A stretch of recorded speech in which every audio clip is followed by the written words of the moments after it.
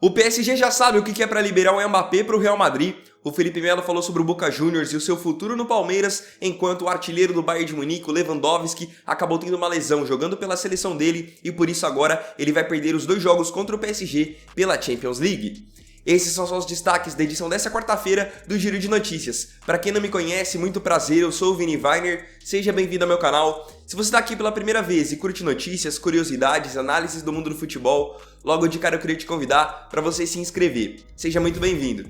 Deixe o seu like também que ajuda muito o meu trabalho e ajuda a divulgar esse vídeo para mais pessoas. Compartilhe o vídeo quando acabar com um amigo seu e me siga lá no meu Instagram, @ViniWeiner, onde eu interajo com vocês, respondo todos os directs. Então se você quiser conversar comigo, simplesmente me chama lá que eu vou te responder. Então agora, após a vinheta do Giro de Notícias, além desses destaques que eu falei, você vai ver notícias do Grêmio, notícias do Corinthians, do Flamengo, então fica até o fim que eu tenho certeza que você vai gostar. Agora sim, pode soltar a vinheta.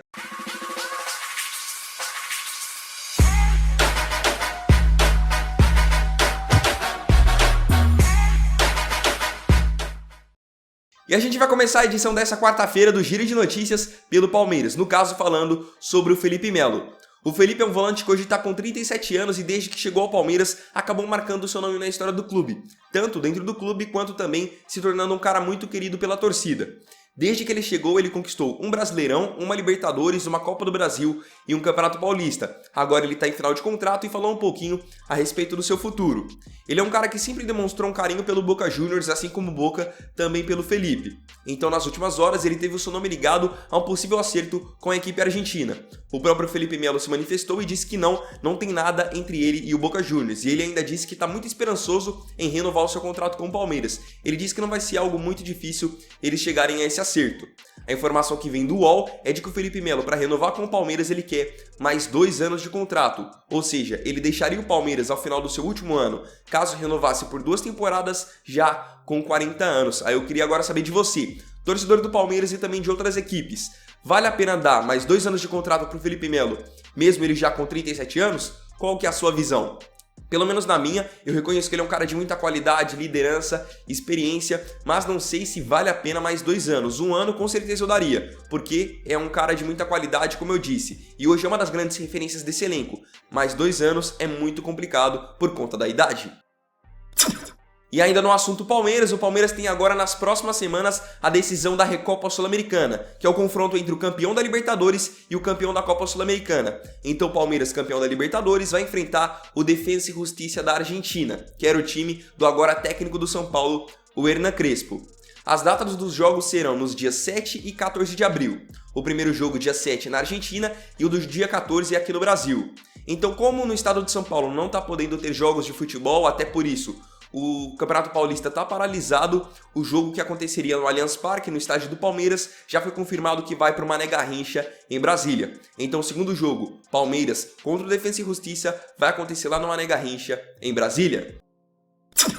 Agora a gente segue no estado de São Paulo, saindo do Palmeiras e indo para o Corinthians. Nesses últimos dias, o Corinthians revelou seu balanço, inclusive tá com uma dívida absurda, beirando R$1 bilhão, mas uma das coisas que também chamou a atenção nesse balanço e depois o próprio Corinthians corrigiu foi o valor da contratação do meio atacante Luan. O Luan, no começo do ano passado, ele foi comprado do Grêmio por R$29 milhões. A princípio, no seu balanço, o Corinthians havia divulgado que havia pago esses R$29 milhões por 100% dos direitos econômicos do Luan. Ou seja, o Corinthians pagou quase 30 milhões, mas para ter o passe total do Luan.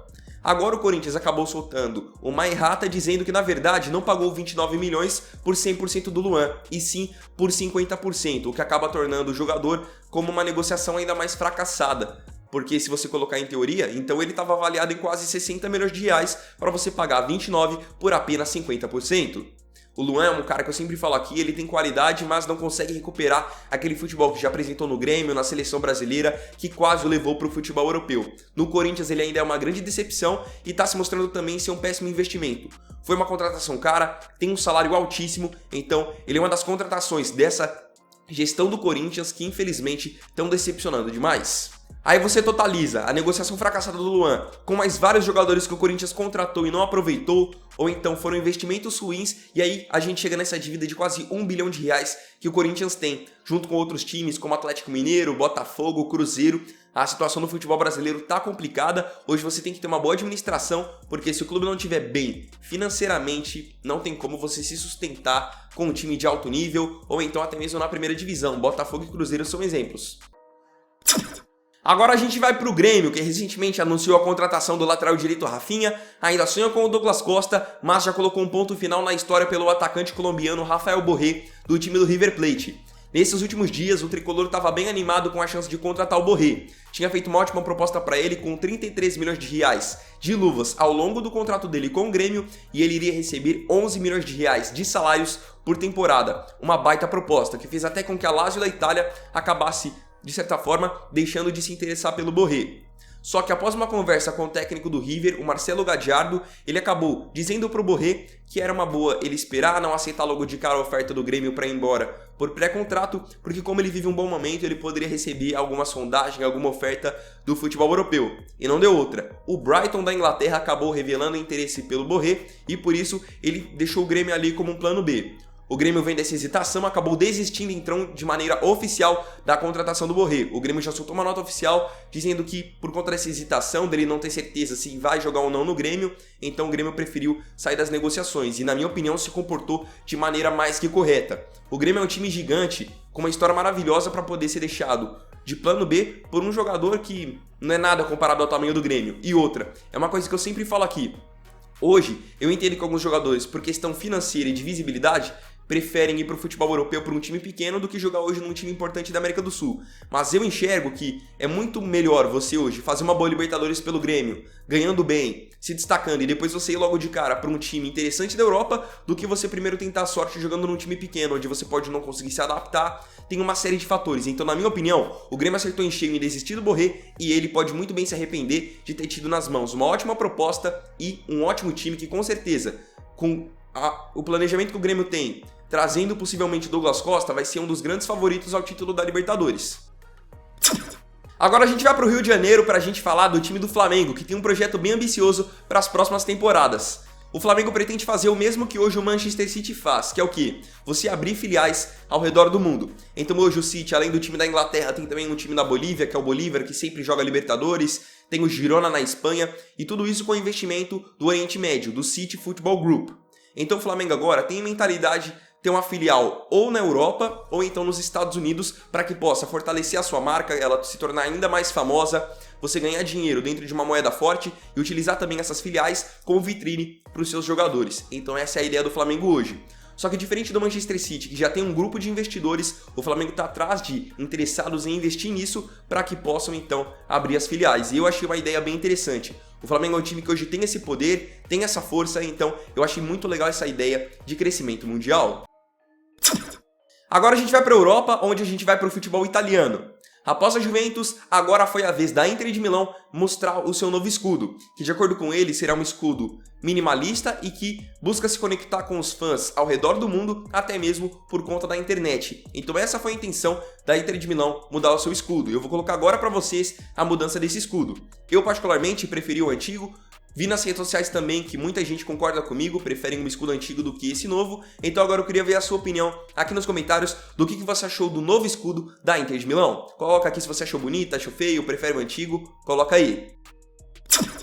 E agora a gente vai para uma informação importante que envolve as próximas semanas na Champions League. Com certeza o grande jogo agora das quartas de final vai ser o confronto entre Bayern de Munique e PSG, que foi simplesmente a final da última temporada, onde o Bayern de Munique acabou vencendo o PSG pelo placar de 1-0. Então os jogos da ida e da volta estão marcados para os dias 7 e 14 de abril. E o Bayern de Munique, o atual campeão, vai ter um desfalque importantíssimo. Porque no caso, seu atacante, o camisa 9, o atual melhor do mundo, o Robert Lewandowski, acabou tendo uma lesão jogando pela seleção polonesa. Ele teve uma distensão no seu joelho direito e por isso vai ficar até 4 semanas fora dos gramados. Com isso ele perderia os 2 jogos. Então a gente tem que ver agora qual vai ser a solução que o Bayern de Munique vai buscar para poder bater de frente com o PSG, mesmo sem hoje o seu principal jogador. Até porque a fase que o Lewandowski vem vivendo é muito boa. Ele tem média superior a mais que um gol nos últimos 10 jogos. Eu ainda acho que o coletivo do Bayern de Munique é mais forte que o coletivo do PSG, principalmente o meio-campo, muito encaixado ali com o Kimmich, com o Goretzka, mas acho que sim o Lewandowski, o Bayern perde muito do seu poder de fogo, porque ele é um cara que vem sendo muito decisivo, vem vivendo um ótimo momento. Então acho que agora sim o PSG com o Neymar, com o Mbappé, com o Di Maria, tem que mostrar o seu valor e ir pra cima do Bayern de Munique, porque enfrentar o grande time da Europa no momento, sim o seu principal jogador, é uma grande oportunidade. Pelo menos é assim que eu me enxergo. E agora eu queria ver, novamente, o que você pensa. Você acha que mesmo sem o Lewandowski, o Bayern consegue vencer o PSG? E fechando o vídeo, a gente inclusive vai falar um pouquinho a respeito do PSG, porque segundo informação da emissora ABC, o PSG já sabe quanto que é para poder negociar o Mbappé com o Real Madrid. Eu acho que não é novidade para ninguém que o atacante francês de apenas 22 anos sempre foi um grande desejo do time do Real Madrid, inclusive antes mesmo dele fechar com o PSG. Então agora, segundo informação da ABC, o PSG está disposto a negociar o Mbappé com o Real Madrid por 165 milhões de euros, mais o atacante Vinícius Júnior. Então seria uma negociação aí de pouco mais de 200 milhões de euros. Um jogador e 165 milhões de euros. O Vinícius Júnior, ele é um desejo do diretor de futebol do PSG, o Leonardo, e aí ele ganharia um atacante promissor, como o Vini, e ainda ganharia uma boa grana com o Mbappé. Só que não se enganem, não é também porque o PSG já definiu um valor para negociar o Mbappé com o Real Madrid que eles já desistiram de tentar renovar o contrato dele.